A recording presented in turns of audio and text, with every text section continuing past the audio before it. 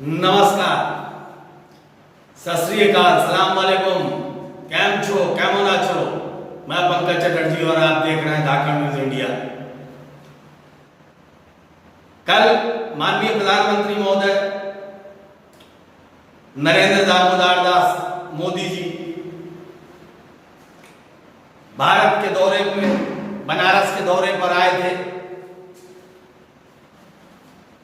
और यूं भी प्रचलित है मोदी जी के बारे में, जब चुनाव जहां जहां होने वाले होते हैं उन प्रदेशों में चक्कर लगाना मोदी जी प्रारंभ कर देते हैं।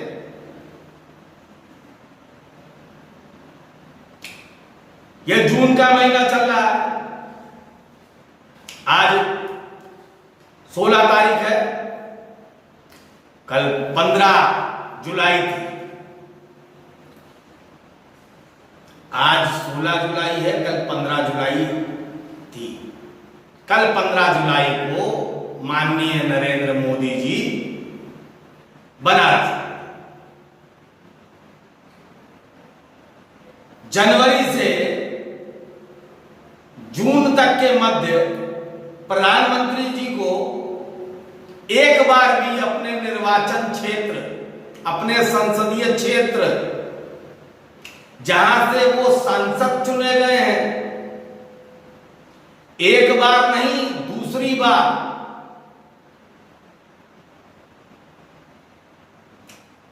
आने की फुर्सत नहीं थी। तब आने की फुर्सत नहीं थी जब कोरोना शीर्ष पर था, चरम पर था। प्रधानमंत्री जी ये भी नहीं कह सकते कि कोरोना चरम पर था, इस कारण वो फोन द्वारा, फैक्स द्वारा, वीडियो कॉन्फ्रेंसिंग के द्वारा अधिकारियों से निर्देश देते रहे, अधिकारियों से जानकारी लेते रहे।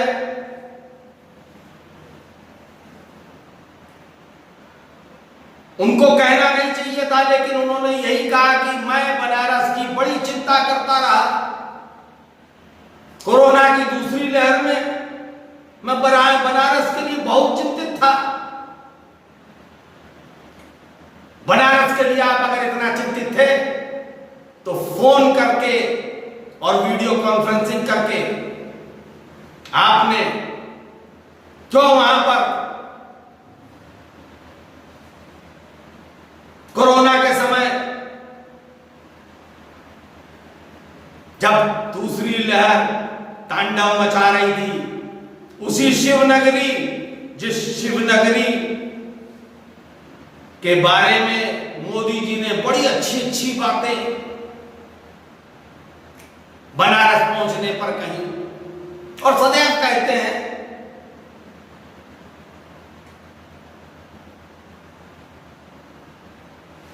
पश्चिम बंगाल के चुनाव में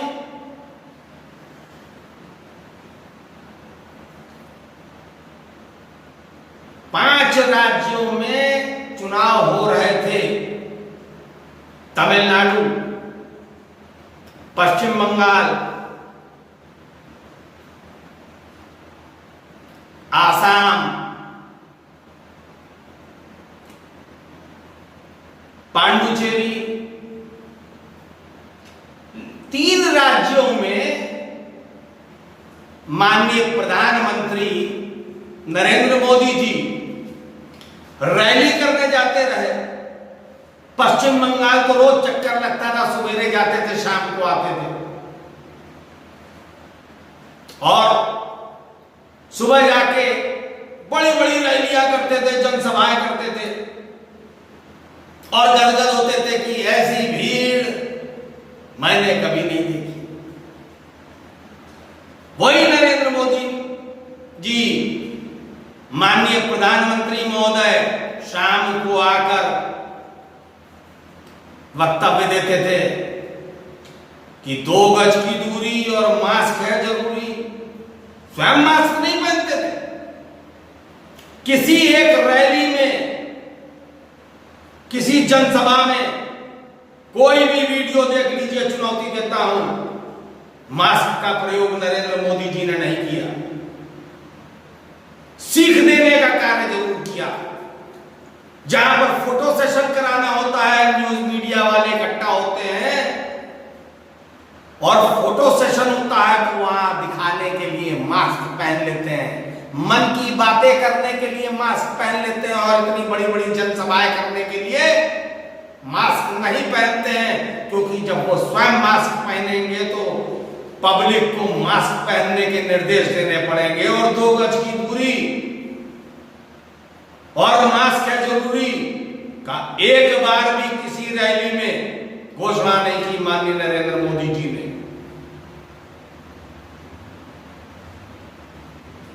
ये वही बनारस है जहां एक मां ऑटो में अपने जवान युवा पुत्र को लेकर उसको भटकती रही, पर किसी भी अस्पताल में उसको दाखिला नहीं मिला, उसके बेटे को दाखिला नहीं मिला।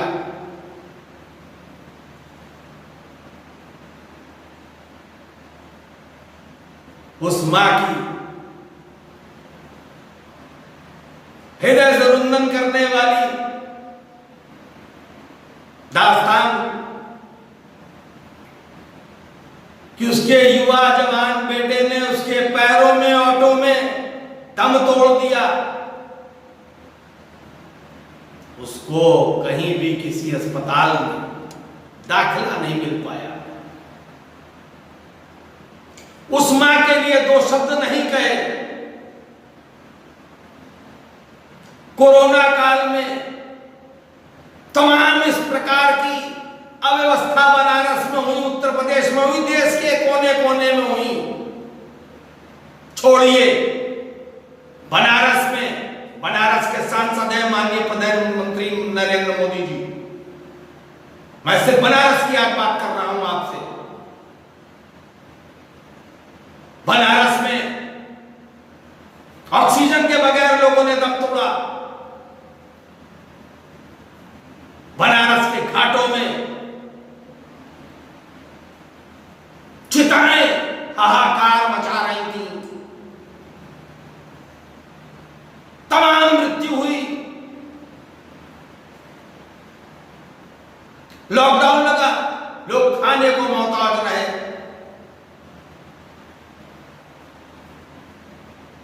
स्मार्ट सिटी की आपने घोषणा कर दी पर्दे लगाकर।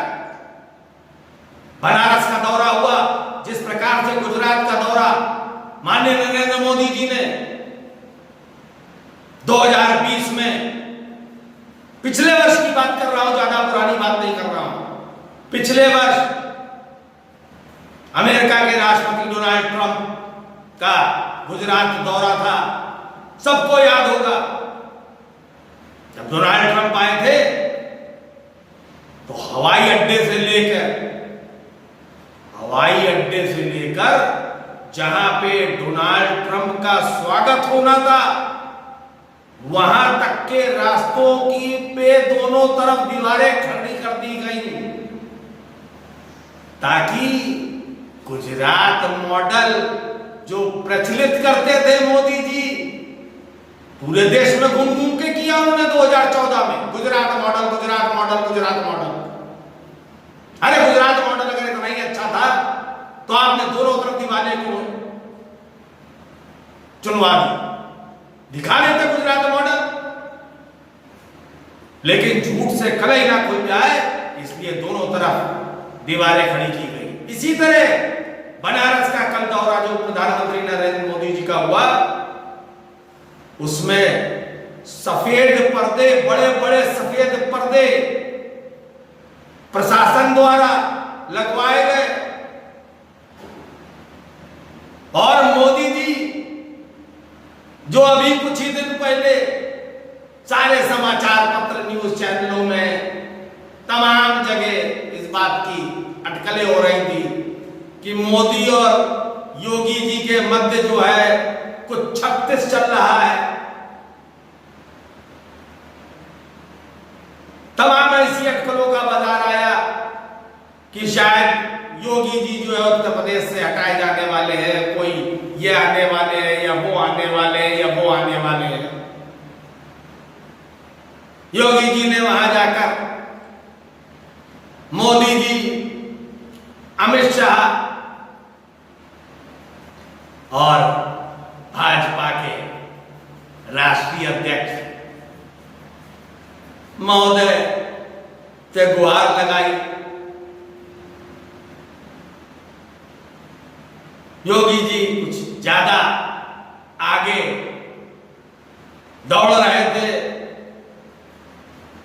भाजपा के शीर्ष शासन का कोई भी निर्देश का पालन नहीं कर रहे थे, जो उनकी आदत है।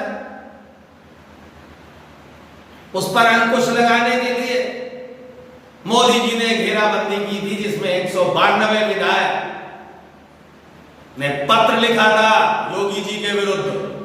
उसी योगी जी के तारीफ के पुल कसीदे पढ़ रहे थे माननीय मोदी जी। और मोदी जी का पुराना रिकॉर्ड है कि जहां जहां चुनाव होते हैं, जहां जहां भी चुनाव होते हैं, जिन जिन प्रदेशों में चुनाव होते हैं, वहां पे हजारों करोड़ों लाखों करोड़ों की परियोजनाएं इस तरह बांटी जाती है जैसे रेवड़ी बांटी जा रही है। जैसे भंडारे में प्रसाद वितरण होता है कि आओ सभी आओ और ले जाओ। भंडारे का प्रसाद तो मिल जाता है, चाहे लाइन लग के मिले, चाहे धक्का मुक्की करके मिले। मोदी जी के हजारों और लाखों करोड़ों की परियोजनाएं के लिए जो आवंटित करते हैं फंड, वो योजनाओं का फंड आम जनता तक तो आज तक नहीं पहुंच पाया। यही मोदी जी ने पिछले वर्ष घोषणा की थी कि भारत में कोरोना एक महामारी के तौर पर आया है और इसको महामारी माननीय नरेंद्र मोदी जी ने, प्रधानमंत्री महोदय जी ने स्वयं कहा था।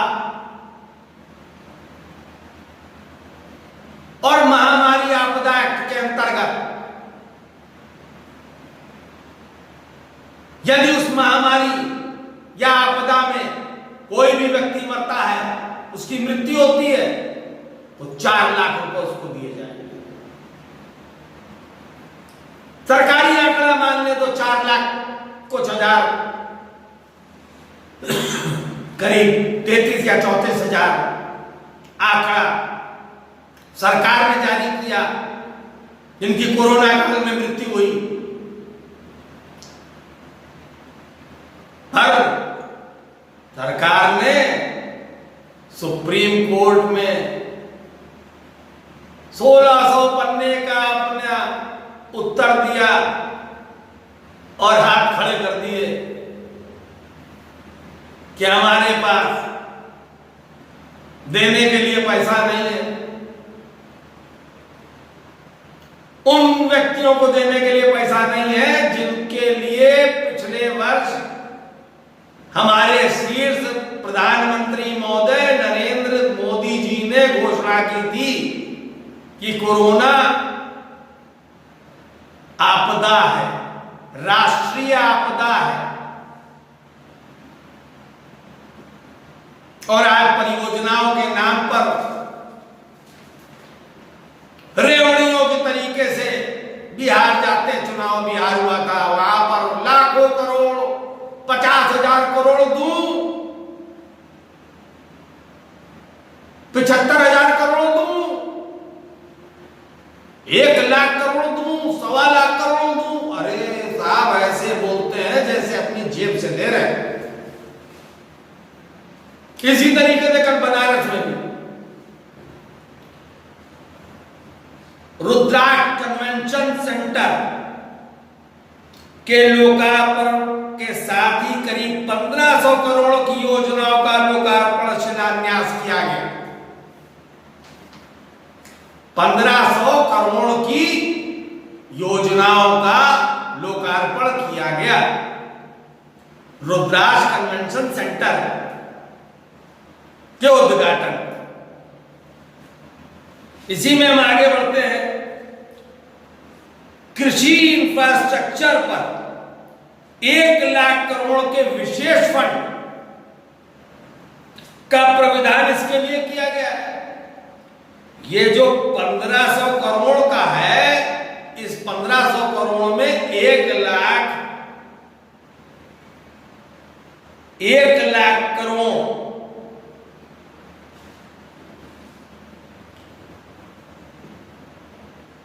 एक लाख करोड़ के विशेष पैकेज का प्रावधान कृषि इंफ्रास्ट्रक्चर को बनाने के लिए, बढ़ाने के लिए, बदलने के लिए किया गया। किसान आज 9 महीने से आंदोलनरत है। 9 महीने, 8 महीने पूरे होने वाले हैं। 26 तारीख को हो जाएंगे, नवा महीना प्रारंभ हो जाएगा। 8 महीने ही मान के चले आप। जो किसान 8 महीने से आंदोलन पर है, दिल्ली में बैठा हुआ है, जिसको प्रधानमंत्री महोदय कहते हैं कि हम एक फोन कॉल की दूरी पर हैं। इतने अहंकारी प्रधानमंत्री भारत के इतिहास में 1947 से अब तक नहीं हुए। जिस किसान का भविष्य बदलने की बात करते हैं आप, जो किसान हमारे आप सभी के जीवन को जिंदगी देने के लिए धूप में, बरसात में, कीचड़ में, मट्टी में, मौसम की बगैर परवाह किए संघर्ष करके, मेहनत करके अन्न उगाता है, उस मसीहा को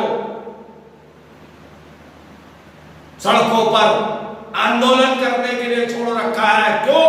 क्योंकि 3 जो बिल पारित किए हैं, वो 3 बिल समाप्त नहीं होंगे, क्योंकि अडानी जी ने 2019 के चुनाव के बाद, 2019 का जो चुनाव हुआ था, उसमें अडानी ने और अंबानी जी ने अरबों खरबों रुपया दिया है। वहीं में मसौदा तय हो गया था कि जो हम बड़े बड़े स्टोरेज बना रहे हैं, वो इसी बिल को ध्यान में रखते हुए बना रहे हैं कि ये बिल आप संसद में पेश करके इसको पारित कराइए। हिमाचल प्रदेश उसका उदाहरण है। हिमाचल प्रदेश में अडानी ने सेब का काम करने वाले तमाम, वहां पे सेब का काम करने वालों से ऊंची कीमत पर सेब खरीदे। 2 वर्ष ऊंची कीमत पर सेब खरीदे। जब वहां पर सेब के व्यापारी उस ऊंची कीमत देने में नाकाम रहे, तो उन्होंने सरेंडर कर दिया। उन्होंने हिमाचल का रुख से, हिमाचल से अपना रुख मोड़ लिया। आज वही कौड़ियों के भाव अडानी सेब ले रहे हैं, और मार्केट में सेब किस भाव बिक रहा है, यह आप सबसे छुपा हुआ नहीं है।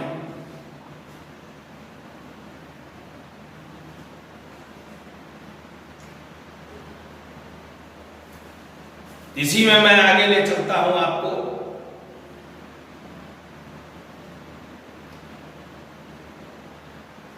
कृषि मंडी को आधुनिक और सुविधायुक्त बनाने की शुरुआत हो गई है।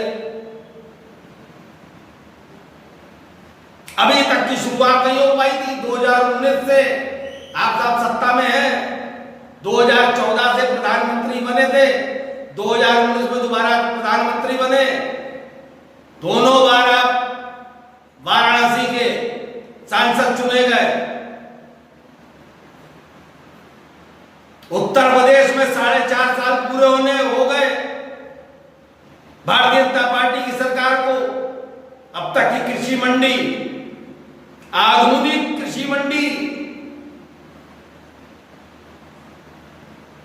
नहीं बनाई गई।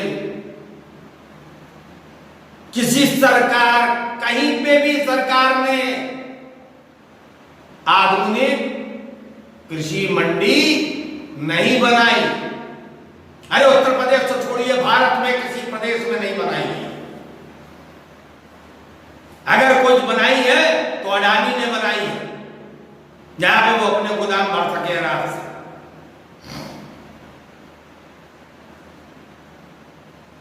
इसी का कारण बताते हैं, देश में रिकॉर्ड स्तर पर गेहूं और धान की खरीद होने लगी है। बड़ी विचित्र बात, मंडी अभी बनी नहीं और गेहूं धान की खरीद भी होने लगी।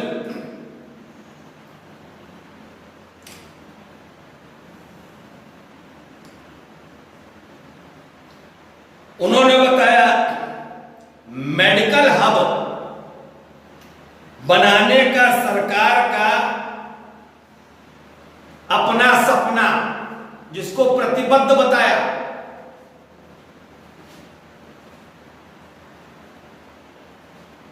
याद कर लीजिए 2014 से पूर्व की बात, 2014 से पूर्व, 2014 में सत्ता से आने से पूर्व, जब 2014 में वाराणसी के चुनाव मैदान में प्रथम बार माननीय नरेंद्र मोदी जी थे, तो क्या कहते थे?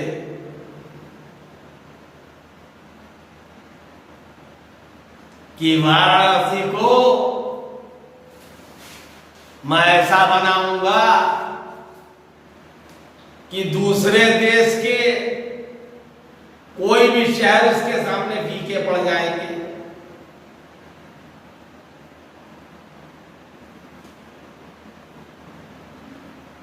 जो भी बनारस गया हो,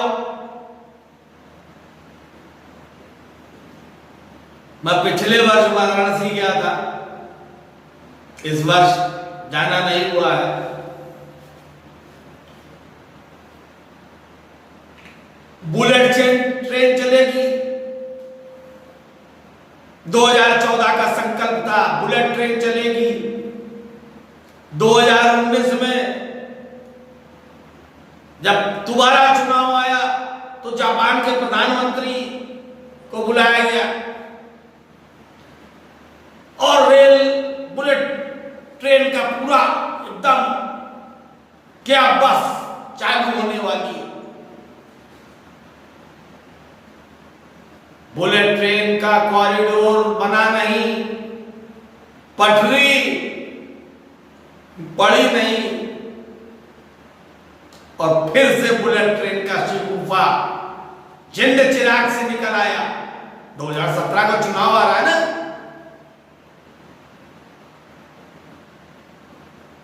पुनः वो जापान के प्रधानमंत्री को ले आके बनारस में कि बस अब आप देखिए आ गए जापान के प्रधानमंत्री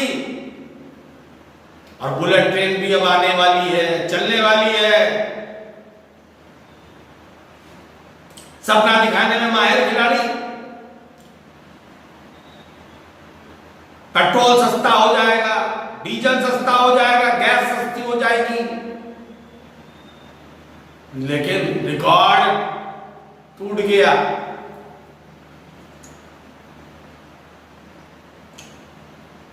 पूरे दौरे के दौरान किसी प्रकार से महंगाई पर चर्चा नहीं की।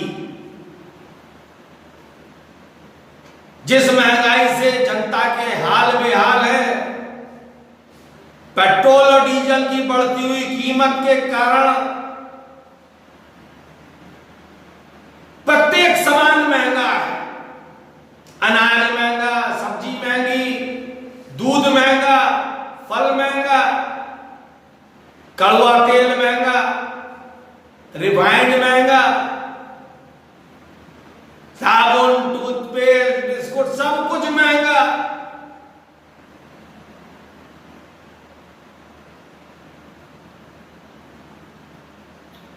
उस पेट्रोल डीजल पर जिस पर 65% केंद्र और राज्य सरकार मिलकर टैक्स लगाती है, उदाहरण के तौर पर 100 रुपए यदि पेट्रोल है तो 65 रुपए टैक्स केंद्र और राज्य सरकार मिलकर ले लेती है। 35 रुपए जो बचता है उसी में पेट्रोल कंपनी, पेट्रोल निर्माता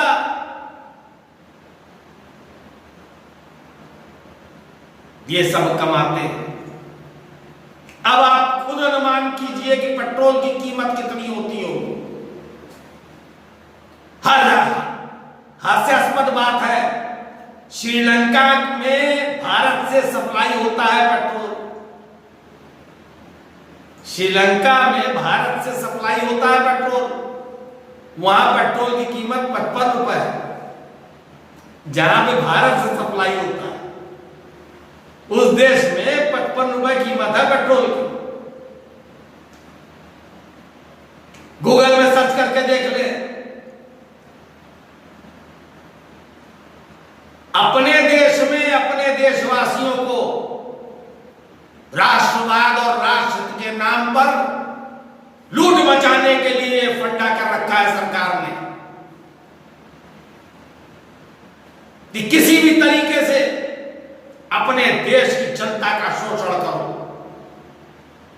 जब शोषण से उकताया जाए जनता तो राम मंदिर का शगुफा ले आओ, मंदिर मस्जिद की बात करने लगो, हिंदू मुस्लिम की बात करने लगो, धर्मांतरण की बात करने लगो, लव जिहाद की बात करने लगो और जनता को इन्हीं मुद्दों में भटका दो।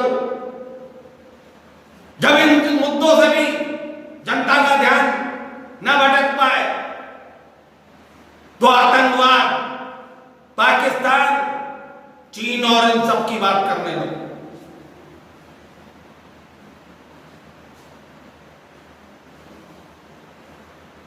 आगामी विधिवत रूप से कल आपके सामने उपस्थित होऊंगा। 2016 में भारतीय जनता पार्टी द्वारा माननीय नरेंद्र मोदी प्रधानमंत्री महोदय द्वारा भारत की जनता को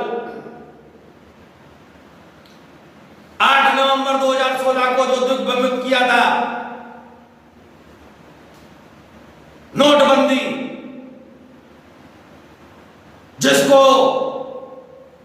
भाषणों में नोटबंदी कहते थे और जबकि डीमोनेटाइजेशन बोलते थे। मन की बातों में तमाम ऐसी जगह जहां पर कहीं पर पेच फंस सकता है वहां डीमोनेटाइजेशन बोलते थे। डीमोनेटाइजेशन का मतलब होता है परिवर्तन, मुद्रा परिवर्तन।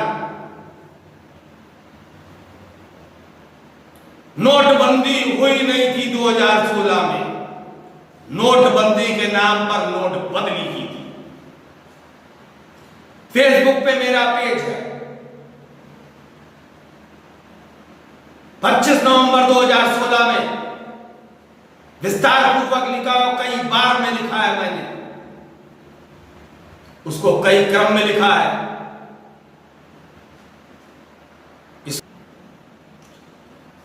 2016 में पंकज चटर्जी फेसबुक पर आप सर्च करें और स्क्रॉल करें तो 25 नवंबर को मैंने नोटबंदी पर पूरा लेख लिखा है। उसके बाद क्रम में कई बार लिखा है।